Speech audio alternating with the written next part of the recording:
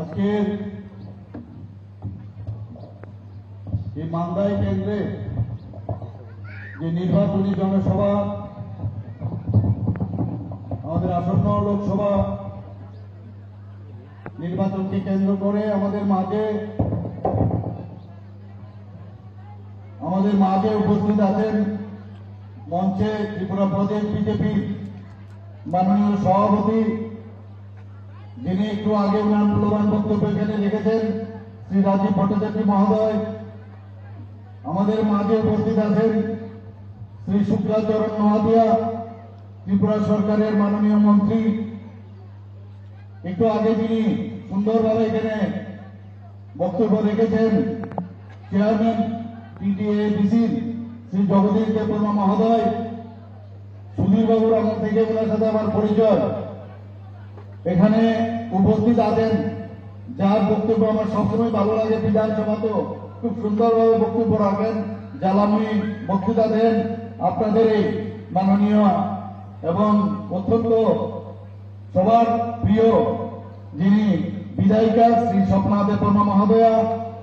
আমাদের মাঝে উপস্থিত আছেন প্রাক্তন বিধায়ক এই এলাকার এবং বিএসির চেয়ারম্যান শ্রী ধীরেন্দ্র দেববর্মা মহোদয়। আমাদের মাঝে উপস্থিত আছেন এমডিসি শ্রী সঞ্জীব রিয়াং এবং জেনারেল সেক্রেটারি ত্রিপুরা প্রদেশ বিজেপির শ্রী বিপিন দেববর্মা মহোদয়। আমাদের মাঝে টিআইডিসির চেয়ারম্যান ছিল, উনি ওনার বিশেষ একটা কাজে চলে গেছেন, শ্রী নবাদল বণিক। এবং এখানে উপস্থিত সমস্ত যারা বিভিন্ন স্তরের নেতৃবৃন্দরা আছেন, বিজেপি, ত্রিপুরা মাতা এবং আইপিএফটির, এবং আমার প্রিয় মা ও বোনেরা, সবাইকে আমি হার্দিক অভিনন্দন ও শুভেচ্ছা জানাচ্ছি। আজকে এখানে এত দুপুরের মধ্যে আপনারা এখানে অনেকক্ষণ ধরে বসে আছেন এবং আমাদের কথা শোনার জন্য। বন্ধুগণ, মোদিজি বারবার বলছেন যে আমি গ্যারান্টি দিচ্ছি, আমি গ্যারান্টিরও গ্যারান্টি দিচ্ছি, যা বলি তা যেন তার পূর্ণতা লাভ করে তারও গ্যারান্টি দিচ্ছি। এমন এক নেতা আমাদের ভারতের, যিনি সবাই সারা বিশ্বের মধ্যে নেতা হিসাবে মানেন, আমাদের মাননীয় প্রধানমন্ত্রী শ্রী নরেন্দ্র মোদীজি। উনি বারবার বলছেন যে আমাদের টার্গেট হচ্ছে 370। কেন 370? এই কারণে আপনারা সবাই জানেন এতদিন ধরে জম্মু এন্ড কাশ্মীরে কি সমস্যা ছিল, কেউ তার সমাধান কেউ করতে পারেনি। এই 370 দ্বারা যখন উনি অবলুপ্ত করলেন, তারপরে এই 370 যে এই নাম্বার, সেটাকে সম্মান দেওয়ার জন্য উনি 370 টার্গেট করেছেন। শুধু তাই নয়, উনি বলছেন আমার সাথে ভারতীয় জনতা পার্টির সাথে যারা এলাইড পার্টনার আছে তাদেরকে নিয়ে 400 উপরে এইবারের যে টার্গেট 400 উপর হবে। আমাদের 303 লোকসভার ভারতীয় জনতা পার্টির ছিল, এবং আমি নিশ্চিত যে আগামী দিন যেটা উনি টার্গেট করেছেন 400, তার থেকে উপরে আসবে। আমরা এখানে বিরোধী পক্ষের প্রায়ই বলে যে আইন শৃঙ্খলা এখানে ঠিক নয়, আইন শৃঙ্খলা এখানে ঠিক নয়। আমি আপনাদের অবগতির জন্য জানাচ্ছি, ত্রিপুরাতে এটা আমার কথা নয়, সর্বভারতীয় রেকর্ডে বলছে ত্রিপুরাতে 28টা যে রাজ্য আছে তার মধ্যে নিচের দিক থেকে আমাদের আইন শৃঙ্খলা, ল অ্যান্ড অর্ডার সিচুয়েশন ত্রিপুরাতে 5ম স্থানে ছিল গত বছর। এবার কত হয়েছে? 3য় স্থানে চলে এসছে। বন্ধুগণ, তা আপনারা ভাবুন যে আইন শৃঙ্খলার কথা বারবার ওনারা বলছেন, কিন্তু রেকর্ডে কি বলছে? 3য় স্থানে আমাদের আইন শৃঙ্খলা এখন ত্রিপুরাতে এত ভালো। শুধু তাই নয়, আমরা গত যে 23-এর যে নির্বাচন, আমাদের অ্যাসেম্বলির যে ইলেকশন হয়েছে, ত্রিপুরার ইলেকশন মানে ওই গন্ডগোল, বোমাবাজি, খুন, সন্ত্রাস, এইগুলো আমরা দেখেছি। কিন্তু গত 23-এর নির্বাচনে আমরা কি এখানে দেখালাম?